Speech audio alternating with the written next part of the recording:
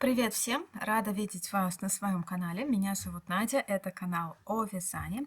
В одном из своих предыдущих видео я показывала вам, как связать вот такую вот классную, пышную резинку-елочку. Это резинка двусторонняя, да, хорошо подойдет для каких-то двусторонних изделий, допустим, шарфик, снуд, там, может быть, кардиган, который не планируется застегивать, и у которого красота изнанки тоже важна. И меня спросили, как вязать эту резинку по кругу. Ну, для шапочек, для, может быть, кто-то свитер вяжет по кругу. И я в этом видео связала вот такой вот образец, да, небольшой манжет. Это не готовые изделия. Это я потом распущу, в работу это не пойдет. Здесь вот я сделала фабричный набор и сделала, допустим, вот такую вот манжету, связала по кругу эту самую резинку. Она здесь тоже двусторонняя, смотрите, изнанка точно такая же, тоже здесь елочки, все очень красиво, очень аккуратно. Так, ряды смыкаются вот здесь, да, ну, то есть эта резинка еще и отлично смыкается по кругу. В ней нет какого-то изъяна при смыкании рядов, как, например, происходит в жемчужной резинке или в английской резинке, да, здесь вот все хорошо, все аккуратненько ложится, рисунок не сбивается. Ставьте лайки, подписывайтесь на канал и давайте начинать. Перед началом создания этой резинки берите спицы несколько больше, чем написано в рекомендациях к вашей пряже. У меня к вот этой пряже максимальный номер спиц был 6. Я взяла 7, потому что она очень плотная и очень такая теплая получается. И если вы возьмете маленький номер спиц, я боюсь, что просто получите такой валенок связанный, и полотно может просто повести в какую-то сторону, оно может начать косить. Поэтому, чтобы сохранить вот такую вот пушистость, такой объем и тянучесть этой резинки, я рекомендую взять больший номер спиц, чем вы бы взяли для обычной резинки или для лицевой глади. Вот я взяла 7. Для вязания по кругу. Допустим, вы вяжете шапку или какую-то манжету. Набираю классическим набором. Так, сейчас запуталась тут немножко в нитках. Четное число петель, да, так как это резинка, практически резинка 1 на 1, то я буду набирать четное число петель. Я набрала 30 петель, снимаю одну спицу, да, и добавлю еще 31 петлю для смыкания в круг.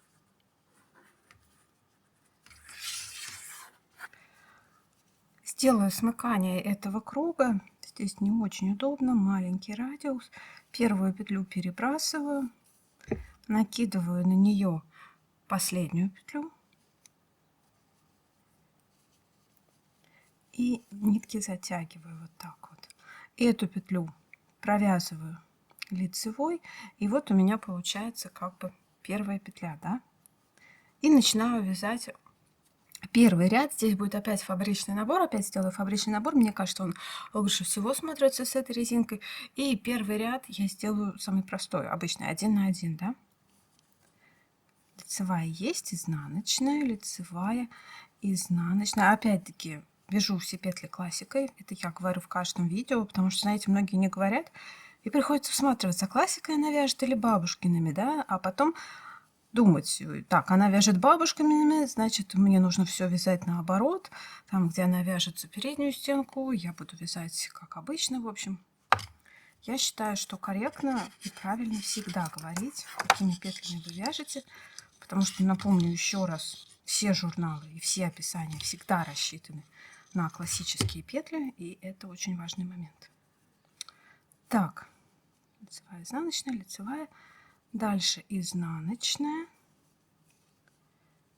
лицевая, изнаночная, лицевая, изнаночная, лицевая, изнаночная, лицевая, изнаночная, лицевая и последняя петля изнаночная. Все верно, число петель должно быть четным. Так, первый ряд для фабричного ряда готов. И теперь второй ряд фабричного набора, да, самый простой. Вяжу лицевую из-под низу, то есть ее вот так вот переснимаю и перекручиваю и провязываю лицевой. Изнаночную вяжу как обычно, классической изнаночной. Снова лицевая, снимаю ее вот так из-под низу, перекручиваю и вяжу лицевой. Изнаночную вяжу изнаночной. Опять снимаю. И получается вот такой красивый фабричный набор. И очень простой, и очень быстрый. И он даже немножко тянется. Для шапки вполне подойдет. Так, работаю так до конца этого ряда. Дойду до конца и перейду уже на резинку елочку. Покажу, как вязать ее по кругу. Вот фабричный набор я сделала, все ряды для фабричного набора. И дальше перехожу к вязанию первого ряда. Первый ряд. Подхватываю петлю из нижнего ряда. Это лицевая петля. Накидываю ее на левую спицу и провязываю обычной лицевой. Вот так. Следующую петлю снимаю как лицевую.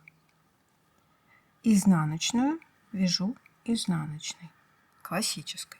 Опять накидываю петлю из нижнего ряда, вяжу ее как лицевую, следующую снимаю как лицевую, изнаночную делаю изнаночной. Опять накидываю петлю из нижнего ряда, провязываю ее лицевой, текущую лицевую переснимаю как лицевую, это важный момент, а изнаночную вяжу изнаночной. Продолжаю так чередовать до конца этого ряда.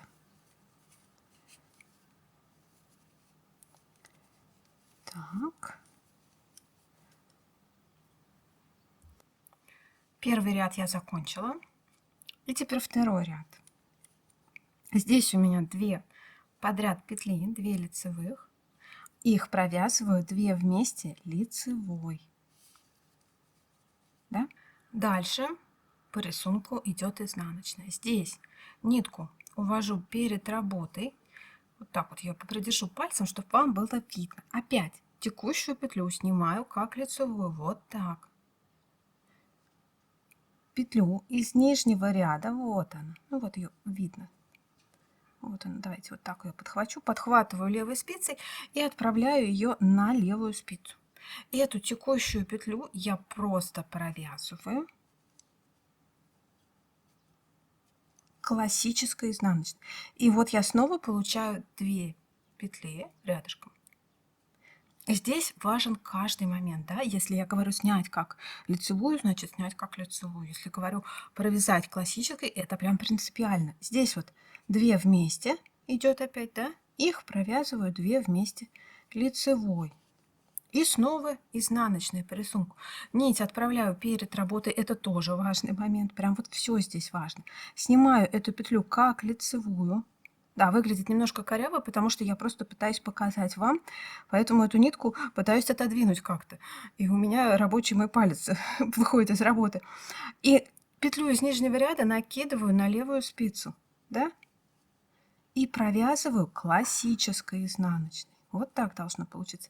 Видите, если мы посмотрим на эту петлю с лица, которую мы провязали, точнее, которую мы сняли, то она вот тоже скрещивается. И мне нужны все эти скрещенные петли, как бы ради вот этого скрещивания все это и делается. Да? 2 вместе лицевой. Снова петля перед работой. Следующую петлю снимаю как лицевую, чуть не сняла другим способом. Так. И провязываю петлю из нижнего ряда обычной классической изнаночной. 2 лицевых вместе. Снимаю. Что такое? Снимаю как лицевая. Подхватываю из нижнего ряда, отправляю на левую спицу и провязываю изнаночной. Снова 2 лицевых вместе. Опять снимаю, подхватываю и провязываю изнаночной. Работаю так до конца этого ряда. Последнее повторение в этом ряду. 2 вместе лицевой. Так, следующую петлю, это изнаночная, снимаю ее как лицевую, подхватываю из нижнего ряда петлю и провязываю классикой, классической изнаночной. Это был второй ряд самого узора, он на этом закончен, это был четный ряд узора. Дальше снова нечетный ряд, хвостик. Он будет похож на первый, но здесь будет уже все намного проще. Итак, нечетный ряд, третий. Сначала у меня идет лицевая, вот она. Здесь подхватываю петлю из нижнего ряда, вот ее видно. Это вот эта вот скрещенная петля, вот она. Ее ставлю на левую спицу и провязываю лицевой. Можно здесь все подтянуть получше. Следующую петлю снимаю как лицевую, то есть вот так. Следующие две вместе провязываю изнаночной.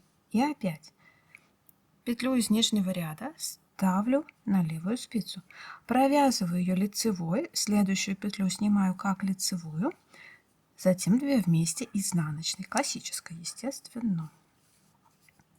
И фактически продолжаю это чередование до конца ряда. Петлю из нижнего ряда ставлю на левую спицу, провязываю лицевой, переснимаю петлю как лицевую, две вместе изнаночной. Опять петлю из нижнего ряда ставлю на левую спицу, провязываю лицевой, снимаю петлю как лицевую и две вместе изнаночной. И опять петлю из нижнего ряда ставлю на левую спицу, провязываю лицевой, переснимаю петлю как лицевую и две вместе изнаночной. Ну и работаю так до конца этого ряда. Последние две петли в этом ряду, последнее повторение, петлю из нижнего ряда провязываю лицевой, снимаю текущую петлю как лицевую, две вместе, изнаночной. Так, это был третий ряд нечетный, за ним идет четный ряд, четвертый, он будет вязаться как второй ряд. Итак, я его еще раз вам покажу, да? Две вместе лицевой, и вот смотрите, вот они скрещенные петли, елочки пошли. И дальше идет опять по рисунку изнаночная петля. Здесь в следующих рядах будет попроще ее находить, потому что она становится как бы пушистой. Вот эта скрещенная петля, она становится пушистой. Именно ее мы и ставим наверх. Но сначала петля перед работой. Следующую петлю снимаю как лицевую и накидываю петлю из нижнего ряда на левую спицу и провязываю ее классической изнаночной. Опять две петли вместе лицевой. Снимаю петлю как лицевую, нить перед работой, иначе она все запутает. Ставлю петлю из нижнего ряда на левую спицу, провязываю классической изнаночной. Две вместе лицевой. Здесь я вяжу эту резинку как бы двустороннюю, да, я вяжу ее по кругу, но у нее и изнаночная, и лицевая сторона одинаковые.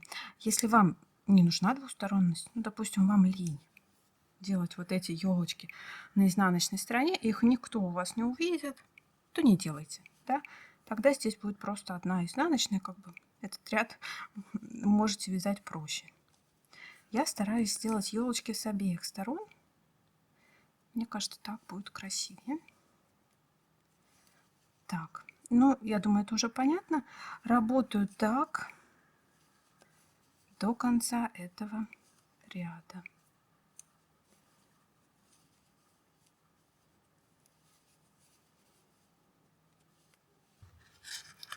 Вот, связала я небольшой такой образец.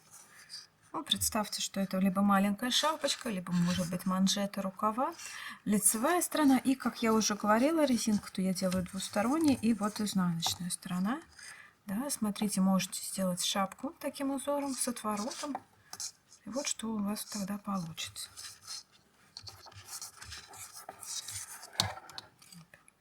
Надеюсь, что это видео было для вас полезно. Не забудьте про свои лайки.